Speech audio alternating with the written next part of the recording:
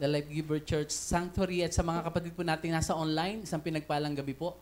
Ako po si Pastor Noel, katulad ng pagpapakilala ni Pastor Alex. Ako po yung anak ni Bishop Willie na nasa Parañaque, ang TLGC Parañaque, ang Christ Life Church.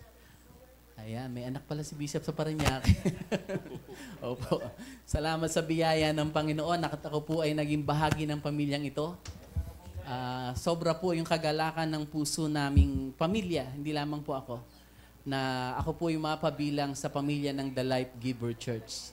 Dahil kung saan the new life begins. Amen? Ang magandang buhay, ang pinagpalang buhay, ang napakagandang buhay na inilaan ng ating Ama ay nagsisimula talaga sa nagbibigay buhay, walang iba kundi ang Panginoong Hesus. Sa mga kapatid po natin na hindi lamang po sa Pasig, kundi nasa Parañaque at nasa iba't ibang dako ng mundo, welcome po sa ating pong midweek service dito po sa The Life Giver Church. At alam ko po na itinakda ito ng Panginoon. Tama po ang aga ko po kanina, pero mas maaga si Kuya Lito. Sabi niya, aga ko kasi alam ko ikaw ang magtutok. Sabi ko, maaga rin ako kasi alam ko ako rin na magtutok. Praise God. Alam niyo po, napakabuti ng Panginoon sapagkat siya po nagtatakda ng mga panahon at mga sitwasyon para mapangyari ang kalooban niya sa buhay natin. Naniniwala po kayo na wala aksidente sa kalooban ng ating Amang nasa langit. Ano man ang mga pinagdadaanan po natin ngayon, alam po yan ng Panginoon. Kaya kung sa tingin mo parang medyo mabigat yung sitwasyon ko ngayon, kapatid, magiging okay ka din. Bakit? Kasi tapat ang Panginoon na tumawag po sa atin. Yung iba kasi nagdududa, tinawag ba talaga ako ng Panginoon? Ang totoo po, hindi na po question kung tinawag tayo ni Lord. Ang dapat nating malaman ay saan niya ba tayo tinawag? Saang parte ng katawan tayo ina-assemble ng Holy Spirit nang sa ganon ay yung kalusugan ng buhay ng Panginoon na nasa atin ay dumaloy para magbigay ng kalusugan sa iba kung papaanong ang kalusugan ng Panginoon na nasa iba ay kailangan po natin. Wala pong nabubuhay na malusog na isang bahagi ng katawan na hiwalay sa kanyang sa isang katawan. So ganun din po ang mga nakipag-isa sa Panginoong Hesus. Saan man ano man po ang ating sitwasyon sa buhay, ano man yung ating mga pinagdadaanan, hindi po niyan dinidefine kung sino tayo sa mundong ito. Ang tunay po nating identity ay kung sino tayo dahil sa Panginoong Hesus. Amen po? So ngayong gabi mga kapatid, hayaan niyo po na mag-dive na po tayo sa napakayamang grasya ng Panginoon. Amen po? Ready na po ba tayo?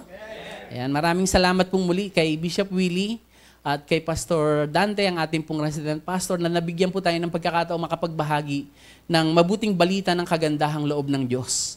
At alam ko po na napakaraming inaabot ng gawain ng Panginoon tuwing Miyerkules sa simbahang ito. Kaya isang napakalaking pribilehiyo po na magamit ng Panginoon na daluyan ng kanyang mabuting balita. Tunay nga po na nire-remind po ako ng Panginoon sa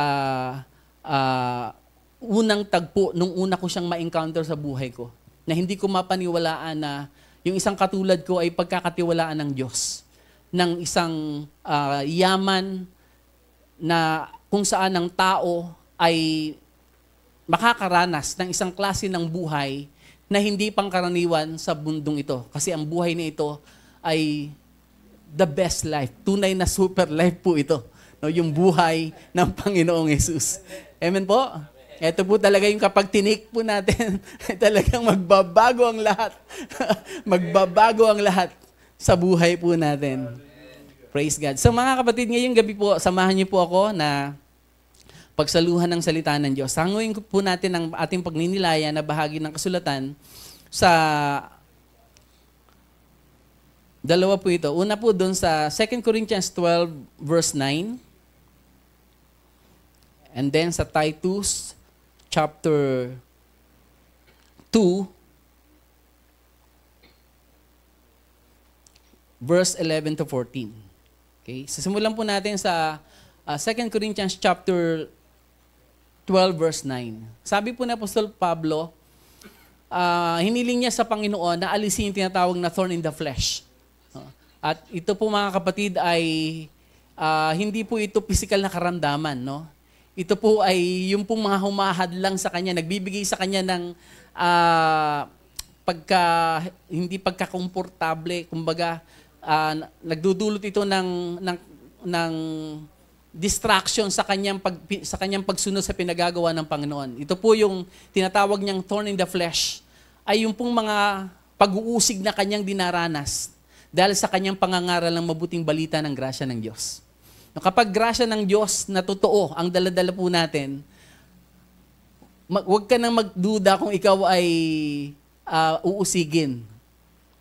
Dahil yan po talaga ang isa sa mga palatandaan ng mabuting grasya ng Panginoon sa ating buhay. Hindi tayo maintindihan ng mga tao sa mundo. Hindi sila maniniwala na ganun ba, sobra namang ganda niyan para paniwalaan. Pero si Apostol Pablo, mga kapatid, hiniling niya na alisin ng Panginoon tong thorn in the flesh. Yung mga nagiging balaki, dumahad lang sa kanya para ihayag ng liwanag at napakapayak yung kapahayagan ng grasya ng Diyos. Dahil maliban sa persona ng grasya, ang Panginoong Hesus, si Apostol Pablo po ang meron pong napakaliwanag at napakalalim at napakalawak na pagkaunawa sa kagandahang loob ng Diyos. At hiniling niya na alisin yung balakid na to, yung thorn in the flesh. Pero ito ang sagot ng Panginoon sa kanya. Ang sagot ng Panginoong Hesus, sa 2 Corinthians chapter 12 verse 9, basahin po natin sa ating sariling wika. Ang sabi po rito, ang kagandahang loob ko ay sapat na para sa iyo, sapagkat lubusang nahahayag ang aking kapangyarihan kapag ikaw ay mahina. Kaya't buong galak kong ipagmamalaki ang aking mga kahinaan upang manatili sa akin ang kapangyarihan ni Kristo. Sa wikang English po, tingnan po natin para mas maganda po yung pagkakasalin. Sa New King James Version po, kung meron po tayo. Ang sabi po diyan ng Panginoong Hesus, my grace is sufficient for you. Alam niyo po ba na ang kagandahang loob ng Diyos, ang totoo niyan, higit pa yan sa ating kailangan. Amen po? Sapagkat ang kagandahang loob ng Diyos, mga kapatid, ay dumating. Sabi po sa Titus chapter 2 verse 11, for the grace of God has appeared that offers salvation to all people. It teaches us to say no to ungodliness and worldly passions and to live self-controlled, upright, godly lives in this present age, while we wait for the blessed hope, the appearing of the glory of our great God and Savior, Jesus Christ, who gave himself for us to redeem us from all wickedness and to purify for himself a people that are his very own, eager to do what is good. Sabi po yan sa NIV translation. Mga kapatid, sa Panginoon, lagi po natin naririnig kay Bishop na kapag ang pananaw mo sa grasya ay isang filosofiya, idea o konsepto, really yun lang talaga ang ating tataglayin sa katuruan ng grasya. Pero pag nakilala po natin ang persona ng grasya na walang iba kundi ang Panginoong Hesus, mimitiin mo na magkaroon ng isang ugnayang walang makadidistract sa'yo. No, kahit na po yung mga nakasanayan nating kaisipan at mga gawi na natutunan po natin sa reliyon. Meron nga isang lingkod ng Diyos na nagpayo, sabi niya, once na naihayag na ang dakilang persona ng grasya ng Diyos, huwag ka nang pumagitna doon sa taong gusto ng Panginoong pagpakilanlan ng kanyang sarili. Minsan iniisip kasi natin na, ako ginamit ng Diyos sa taong ito. So parang, kung hindi dahil sa akin, hindi yan makakakilala sa Panginoon. Hindi po totoo yun. Kahit wala po tayo, magagawa ng Panginoong ipakilala ang kanyang sarili sa taong gusto niyang pagpahayagan ng kanyang sarili. Amen po? Isang may nagtatanong, sabi niya, bakit yung mga Muslim nagpupuntahan sa Manila? Sabi ko, tayo kasi mga anak ng Diyos, ayaw natin pumunta ng Mindanao. So gumagawa si Lord ng mga pangyayari para maipakilala siya. Amen po? Mga kapatid, pwede kasi tayo maging tamad kapag kahit tayo nakaunawa na sa grasya ng Diyos. Kanina po, sa sharing po namin ni Bishop, nakarinig ko yung term na, meron daw tinatawag na mga yung mga Kristiyanong naging tamad na. Sabi ko kasi, minsan parang maraming Kristiyano yung nasa tumba-tumba na upuan eh. Nakaupo na lang doon kasi okay na, ligtas na ako, may buhay na ako na walang hanggan, so nandun na lang sa tumba-tumba, nagre-relax. Hindi po ganyan ang punto ng grasya ng Diyos. Amen po? At yan po yung paksa na pagninilayan po natin ngayong gabi. Tatawagin po natin the point of grace. The point of grace. Sa Amerika, may term po sila doon eh. Yung Kristiyanong, ano po yung narinig ko kanina, Bishop? Yung tamad na Kristiyano.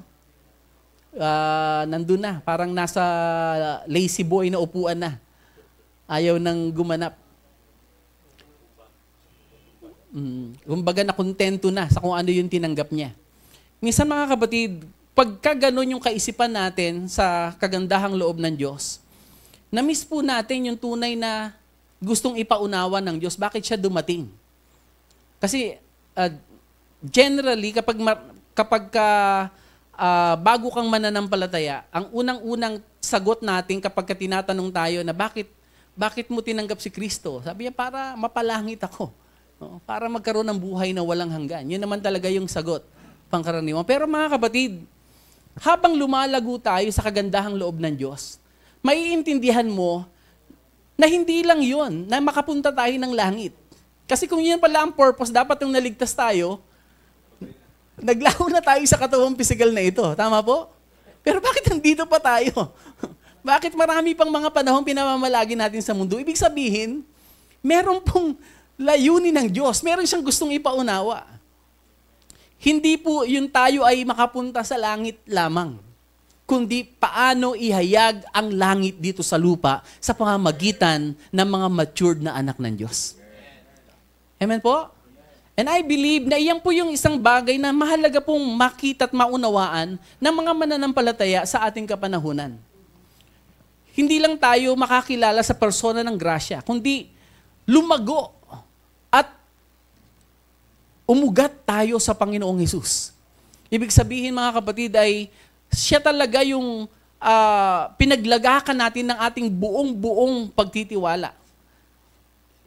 Habang pinapayagan po nating bitawan ang ating mga sarili sa presensya ng Panginoon, lalo namang ipinapahayag ng Panginoon ang kanyang napakabuting sarili sa buhay po natin. Kaya hindi po passive ang buhay ng mga taong may grasya ng Diyos. Ito yung mga taong dapat mas lalong maalab, mas lalong excited, mas lalo po silang matapang na harapin yung mga hamon at mga pagsubok sa buhay.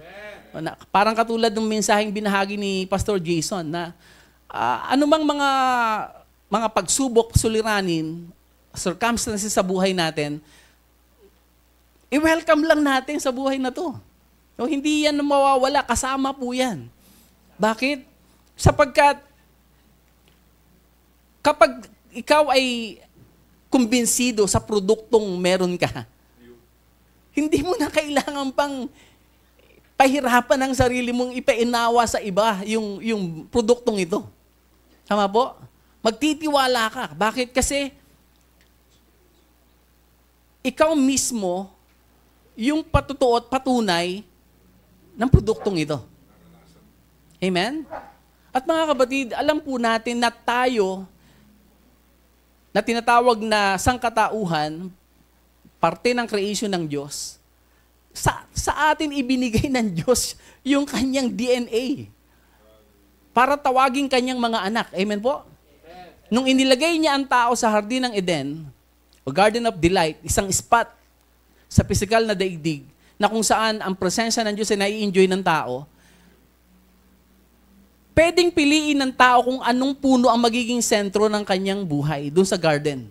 It's either the tree of the knowledge of good and evil or the tree of life. Amen po? Pero mula pa noon, gusto ni Satanas alisin ang direksyon ng arrow o ng signpost sa Panginoong Hesus, sa tree of life. Gusto niya ituon at ipaling ang arong ito sa ating mga sarili. sa pamamagitan ng nire-represent ng tree of the knowledge of good and evil. Bakit? Kasi kung ang tao ay magpa-process ng reality niya sa mundong ito, na nakabase hindi sa espiritual na buhay na galing sa Diyos, kundi sa kanyang sarili lamang na isip, damdamin at kalooban, iisipin niyang kaya niyang mabuhay sa mundo na hindi na kailangang magpasakop sa Diyos. At yan po ang sistema ng mundong kinalalagyan natin ngayon. Mula pa noon hanggang ngayon, mga kapatid, ang kaaway hindi nagbago ng kanyang pamamaraan para linlangin ang sangkatauhan. Alisin ang ating atensyon sa Panginoong Hesus. Nang sa ganon, isipin mo na sa mundong ito nag-iisa ka lang at walang magulang o mapagmahal na ama na nagmamalasakit sa atin. Kaya ang malaking sakit ng sangkatauhan ay yung tinatawag na orphan spirit. Yung kaisipan na parang walang magulang. Kaya gusto mo, parang katulad ng mga batang walang magulang sa lansangan, ginagawa nilang lahat para mabuhay sila. Para bumuti-buti kahit paano ang buhay nila.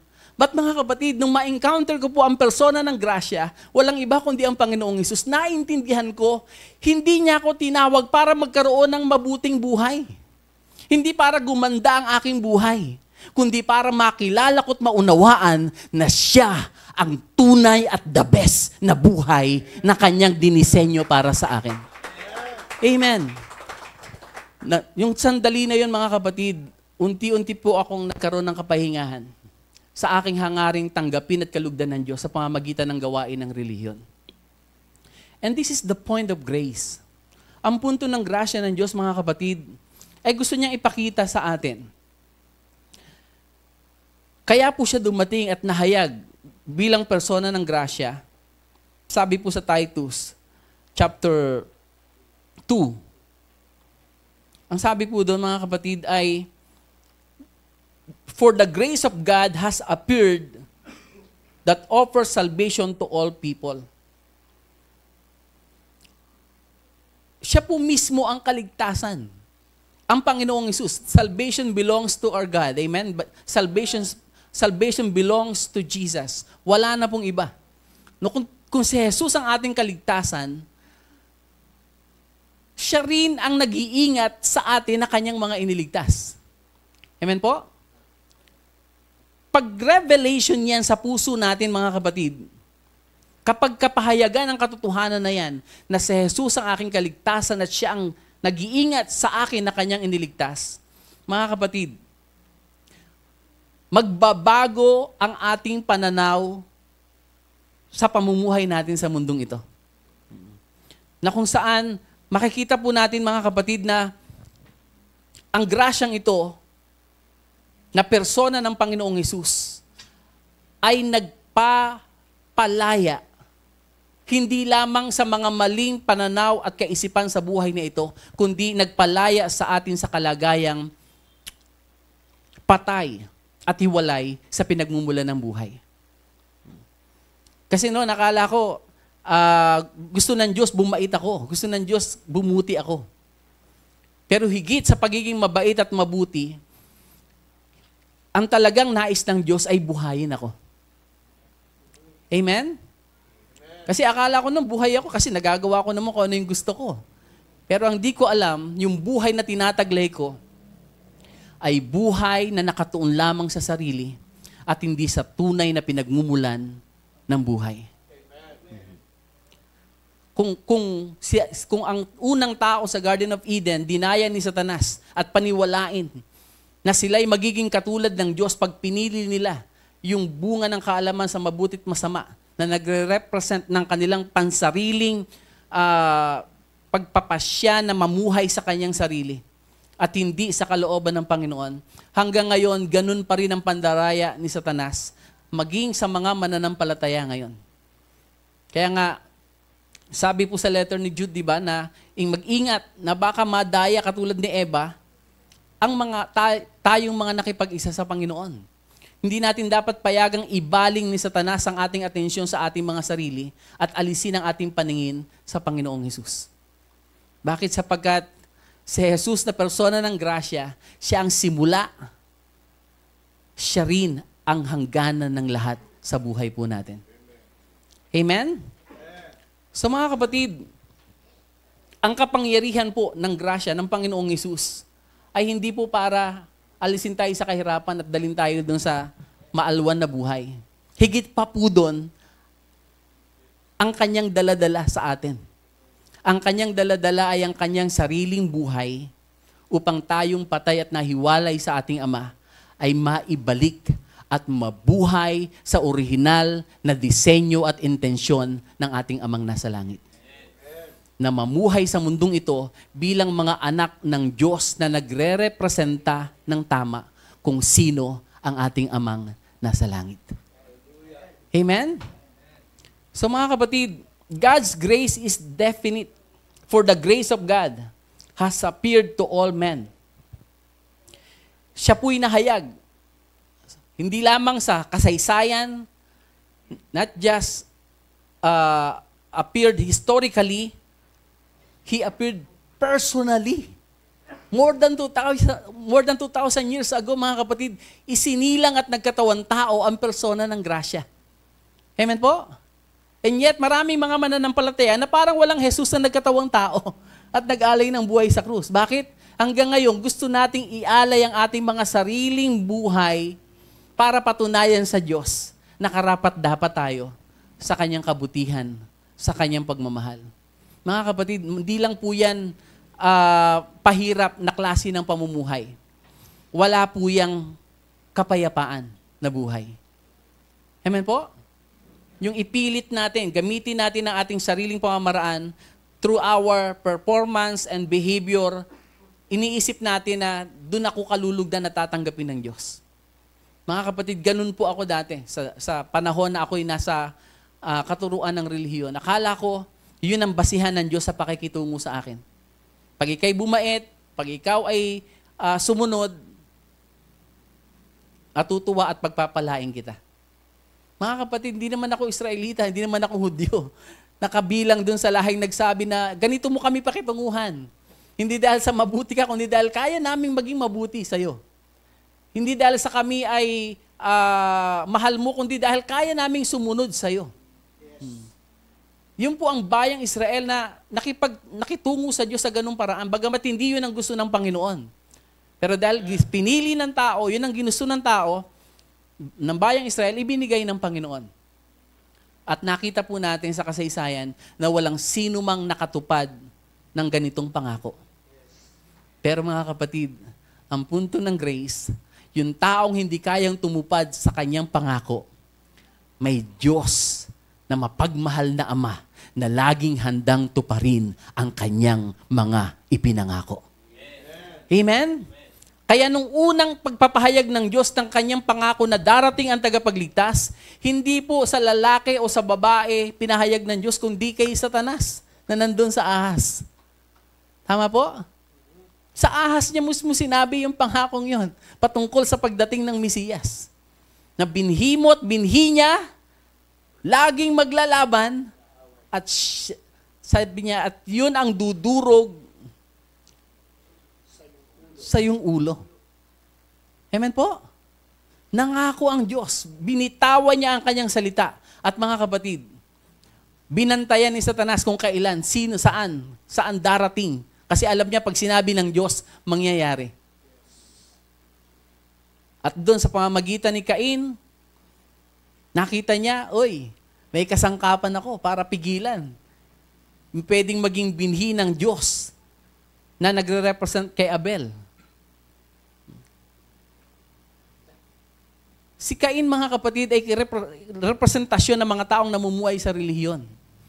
Bakit? Kasi si Cain, gusto niyang pakitunguhan ang Diyos sa paraan na gusto niya. Hindi sa paraang itinuro ng Diyos kung paano lalapit ang tao sa Kanya. Kung meron pong unang kumatay ng isang kordero at idinamit sa katawan ng tao, yan ay walang iba kundi ang Diyos, ang Panginoon. Amen? Bakit? Kasi nire-representa nito ang pagkakatawang tao ng Panginoong Hesus. Na tayo makakabalik muli sa piling niya, na tayo ay makakapamuhay muli sa kanyang intensyon at plano, sa pamamagitan ng kanyang kordero na kanyang ibibigay para sa sangkatauhan. And yet, etong si Cain, ayaw niya yung paraan ng Diyos. May sarili siyang paraan. Yan ang relihiyon eh. Yung sariling paraan ng tao para makitungo sa Diyos. Kasi akala natin, may kalayaan tayo na piliin, na pakitunguhan ang Diyos sa kung ano ang gusto nating gawin. Actually, dyan po, may hangganan ng ating kalayaang magpasya. Hindi papayagan ng Diyos na tanggapin ka sa paraan na gusto mo. Amen po? Amen. Bakit? Kasi lalo kang mawawalay sa Kanya, lalo tayong mapapahamak sa buhay na ito. Ang ating kalayaang mamili ay hindi po hanggang sa pagpili kung paano pakikitunguhan ng Diyos. Kaya nung si Abel ay naghandog, ayon sa itinuro ng Diyos sa pamamagitan ng kanyang mga magulang, isang korderong walang bahid dungis na inalay sa altar, kinalugdan ng Diyos. Amen po? Kinalugdan ng Diyos si Abel dahil sa kanyang handog na nagre-representa ng buhay ni Jesucristo na kanyang ibibigay para sa kaligtasan ng sangkatauhan. Pero si Cain, mga gulay, mga pananim, bunga ng kanyang mga pagsisikap, pagpapawis, pagbubungkal ng lupa, at doon niya gustong tanggapin siya ng Diyos. At mga kapatid, kung meron pong kinalulugdan at tinatanggap ang Diyos sa sangkatauhan, ayan ay walang iba kundi yung buhay ng kanyang bugtong na anak na ating sinampalatayanan at tinanggap. Hindi lamang tagapagligtas, kundi tunay na may-ari at hari ng ating pagkatao. Amen po? Ang Panginoong Hesus na nag-alay ng kanyang buhay sa krus. Mga kapatid, yan po at wala nang iba ang mabuting balita na dapat nating tanggapin sa ating puso. Amen po? At matapos pong ialay ng Panginoon ng kanyang buhay, matapos siyang ibigay ang kanyang buhay, mga kapatid, nais ng Panginoon na tayong kanyang binuhay na ay lumago sa kanyang mga salita. Amen po? God's grace instruct us, teach us. Sabi ron, teaching us that denying ungodliness and worldly lust. Titus chapter 2 verse 12.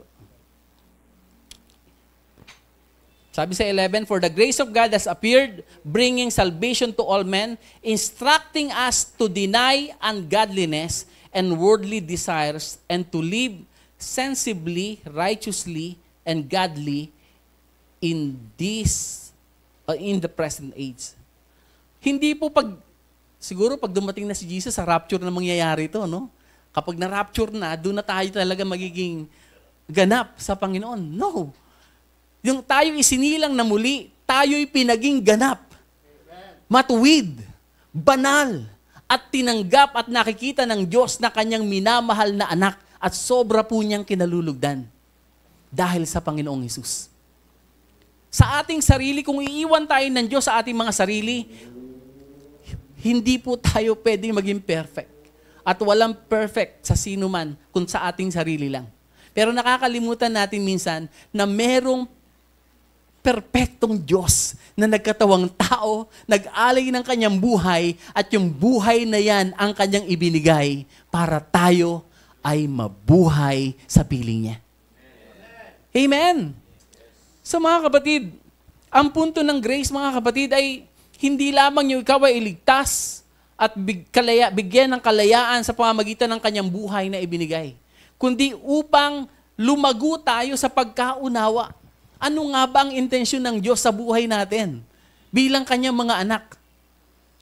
Hindi po siya naghahanap ng mga, sabi ko nga kay Bishop, hindi naghahanap ang Diyos ng mga gwapong anak. Kaya nasaktan tuloy si Pastor Hill eh. No? Pero may mga taong nasasaktan pero hindi umaalis. No? Andiyan pa rin si Pastor Hill.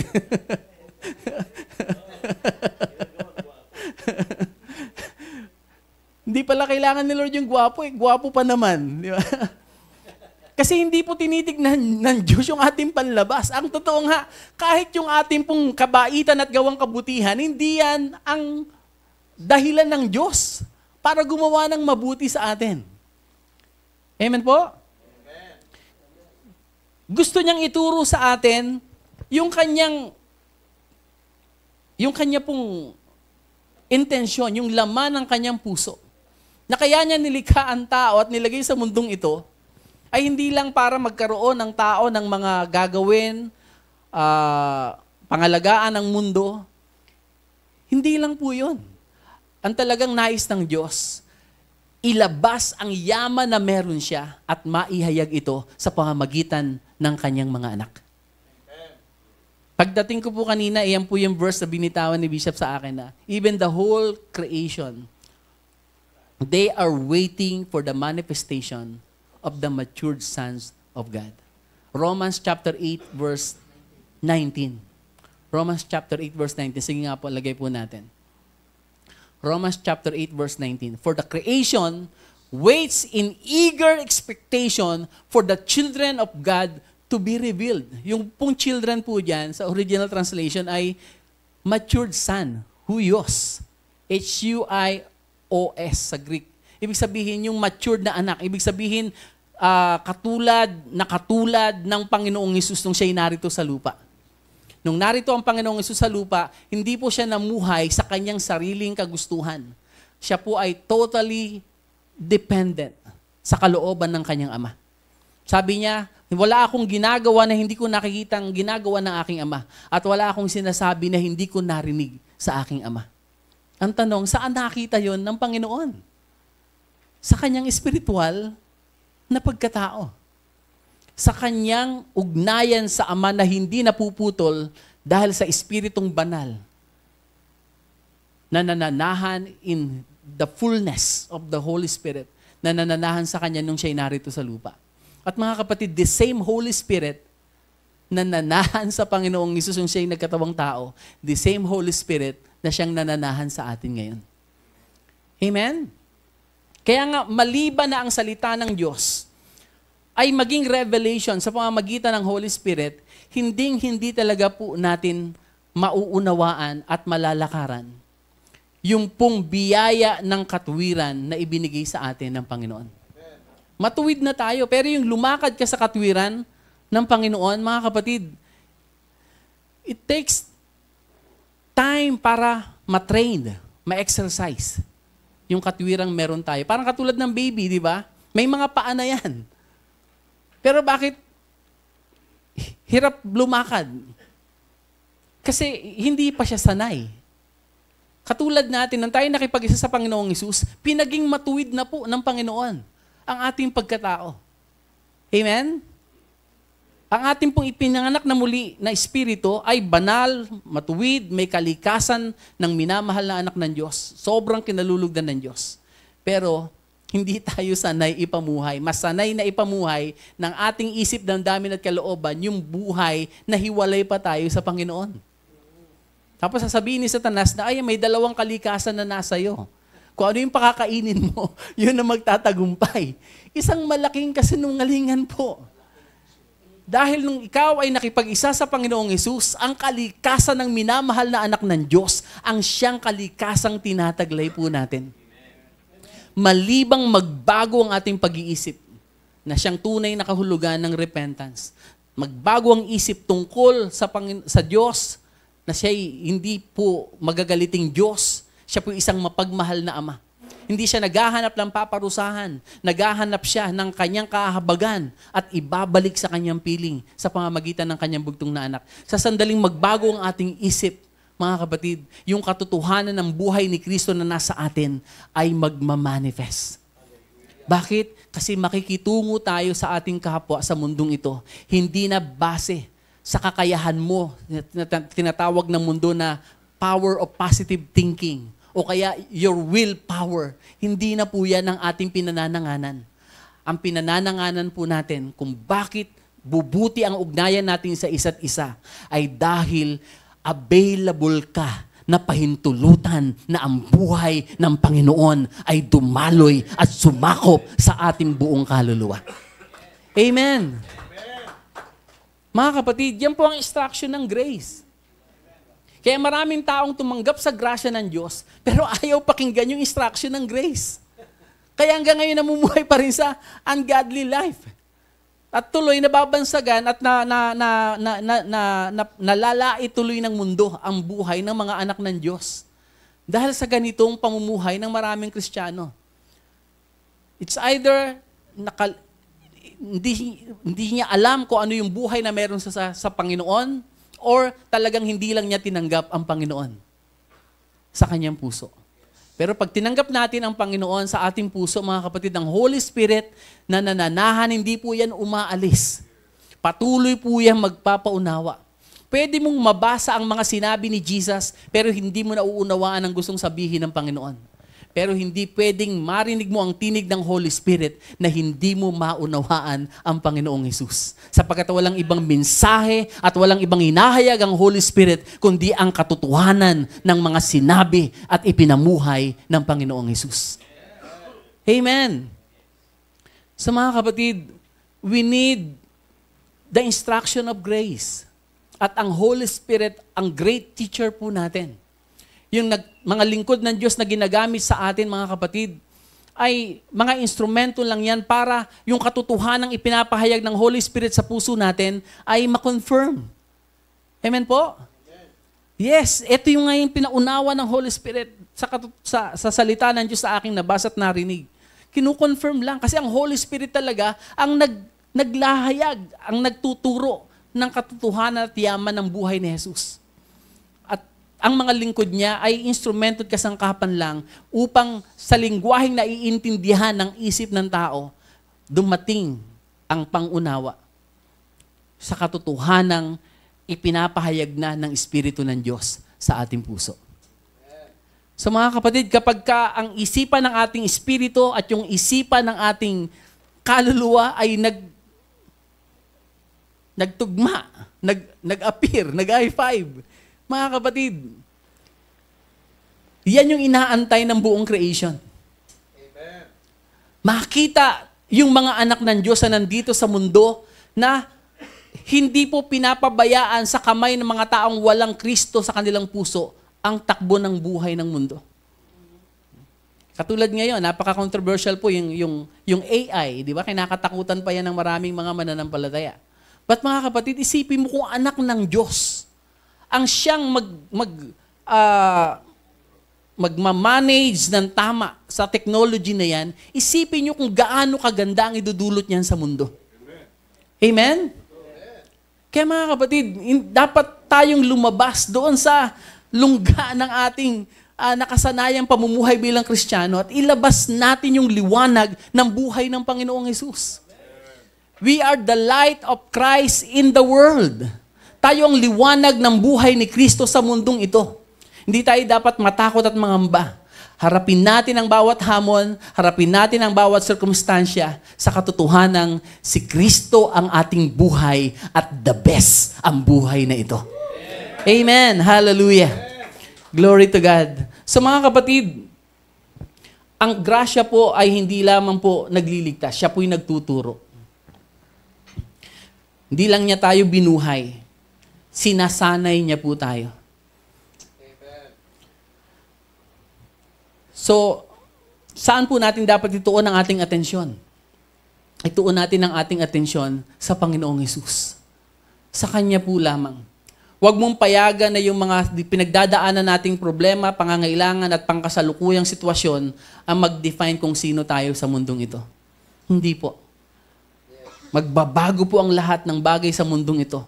Pero yung taong nakasumpong ng katotohanan ni Kristo, na siya pala ang buhay at katwirang regalo ng ating Ama, sila po yung mga taong mananatiling nakatayo sa ibabaw ng matibay na pundasyon at alam nila kung paano mag-participate sa ginagawa ng ating Amang nasa langit. Mga kapatid, may ginagawa ang ating Amang nasa langit.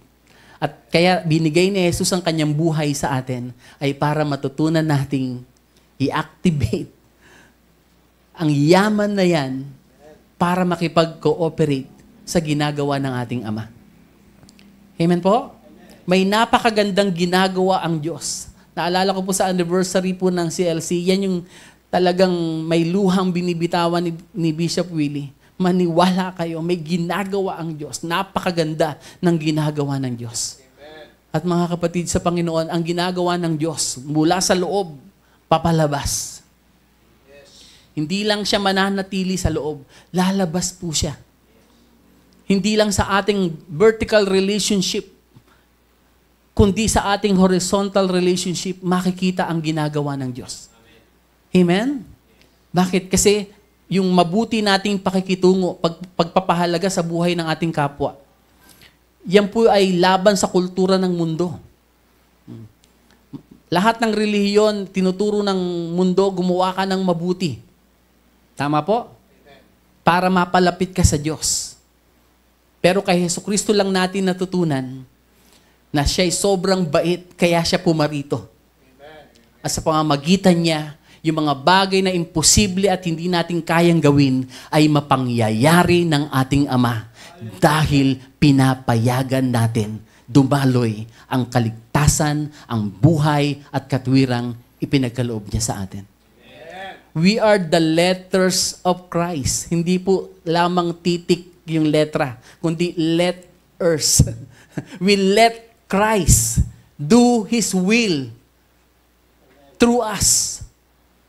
Not just in us, but through us and us.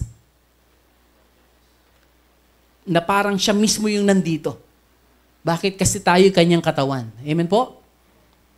At mga kapatid, hindi po pag nag-rapture na, tsaka mangyayari po yun. Ngayon pa lang, pinapangyari na yan ng Panginoon sa atin. Amen po? Ngayon pa lang, habang ang body of Christ ay natututong bitawan ang kanyang sarili at payagan, pahintulutan ang Panginoon sa kanyang buhay, mahahayag at mahahayag ang buhay ng Panginoong Hesus sa mundong ito. And I believe that's the point of grace. Amen? Makita na si Jesus na minamahal na anak ng Diyos ay hindi po nasa iisang tao, kundi nasa kalipunan ng mga taong tumanggap ng kanyang buhay. Iisa ang isip, iisa ang damdamin at kalooban. Ang kalooban ng Ama na nagaganap sa langit ang siyang maganap dito sa lupa. Hallelujah. Kung naranasan mo ang grasya ng Diyos, ibig sabihin, personal mong na-encounter at nakilala si Kristo Jesus. At kung kilala mo ang Panginoong Hesus, huwag mong isipin nandun siya sa harapan para gayahin. Siya ang buhay na nasa iyo para payagan. Amen? Nung matutunan ko po ito, doon ko po lalong na-appreciate ang kabutihan ng Diyos sa buhay ko. Na ang Panginoon ay talagang hindi siya malayo. Siya ay sumasa atin. He is the Emmanuel, God with us. At dahil siya ay nasa atin, gusto niyang ihayag ang kanyang sarili. Gusto niyang iparana sa mundong ito ang yakap ng isang mapagmahal na Ama. At mga kapatid, walang ibang nilalang ang pwedeng magrepresenta ng tama ng pag-ibig ng Diyos, kundi ang taong nilikha ng Diyos sa kanyang wangis at larawan. At ang pagmamahal na yan ng Diyos ay unang ina-apply sa ating pamilya. Amen? Pag nadama ng ating asawa, ng ating mga anak, yung pagmamahal ng ating Ama na patuloy nating tinatanggap, yan ang unang malusog na support group ng panawagan ng Diyos sa buhay natin. Amen? At susunod yung mga pamilya pa na pinapadala ng Panginoon sapagkat ang simbahan, church is the family of families. Pamilya ng Diyos na binubuo ng maraming pamilya na nakipag-isa sa Panginoong Hesus. The household of God. Isang bahayan ng Diyos. At bilang mga anak ng Diyos, mga kapatid, hinihintay po tayo ng buong creation na hindi lamang tanggapin si Jesus sa ating puso, kundi payagan siya na dumaloy at makita at mahawakan at madama ang realidad ng buhay ng Panginoong Hesus. Hallelujah. Tayo po'y manalangin. Hallelujah. Father God, Maraming salamat po. Dahil sa iyong bugtong na anak na si Kristo Jesus, nakilala ka namin bilang isang mapagmahal na Ama. Siya ang persona ng grasya na pumarito upang kami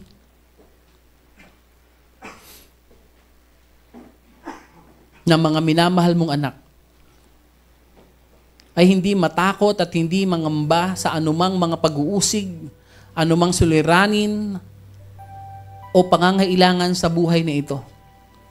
Sapagkat alam po namin na ang grasya mo, ang kagandahang loob mo ay laging higit sa sapat para sa aming pangangailangan. Sapagkat lubusan kang nahahayag na regalong buhay at katwiran ng Ama kapag ang aming mga sarili ay nakita namin at tinanggap na mahina. At ikaw lamang ang tunay na ganap naming kalakasan. Ikaw ang tunay na buhay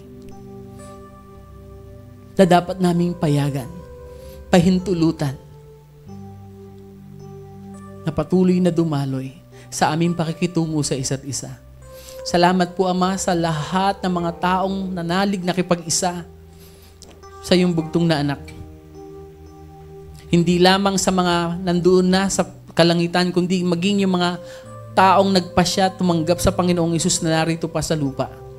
Lord, tulungan mo kami na pakinggan ang tinig ng Banal na Espiritu, pakinggan ang instruction ng grasya, ang pagtuturo ng grasya, na kaya kami nandito pa sa mundo, ay hindi para maghintay na lang na mapunta sa langit, kundi para payagan ang kalooban mo na ang langit ay makita dito sa lupa sa pamamagitan ng pag-ibig mo na pinapayagan naming dumaloy sa isa't isa.